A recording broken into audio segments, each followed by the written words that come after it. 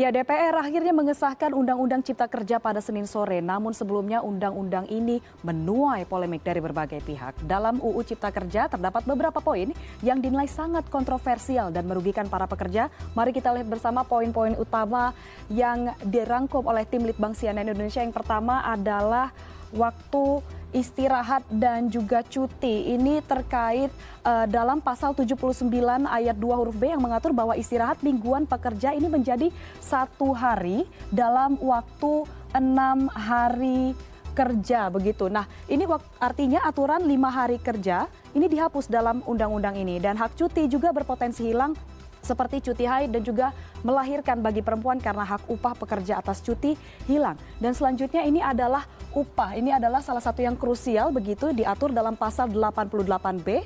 Pasal ini mengatur tentang standar pengupahan berdasarkan waktu alias per jam begitu. Per jam begitu. Dan berdasarkan pasal ini pengupahan diterapkan berdasarkan satuan waktu dan juga satuan hasil. Karena itu tidak sedikit yang menganggap bahwa skema pengupahan ini akan menjadi dasar bagi perusahaan untuk memberlakukan penghitungan upah per jam.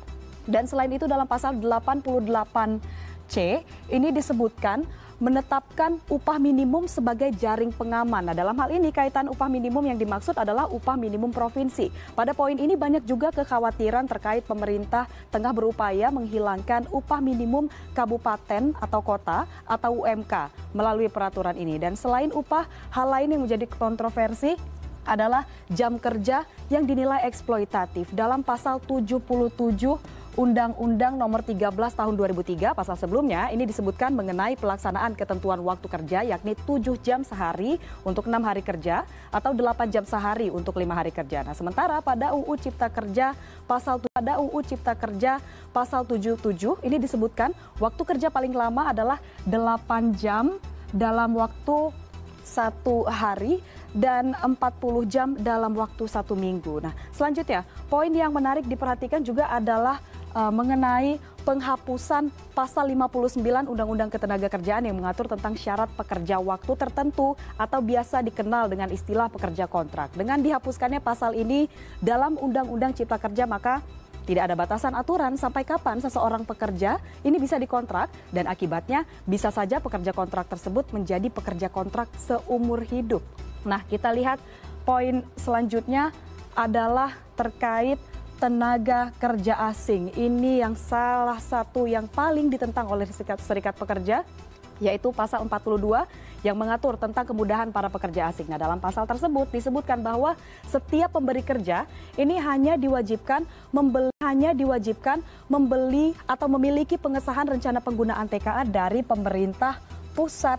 Nah, ini berbeda dengan sebelumnya. Jika ini disahkan, maka tenaga kerja asing sudah tidak diharuskan lagi untuk mendapatkan izin tertulis dari menteri atau pejabat yang ditunjuk. Kemudian pernyataan atau pertanyaannya adalah ini siapa yang lantas bisa dimintai pertanggungjawaban atas kualitas dari para tenaga kerja asing ini.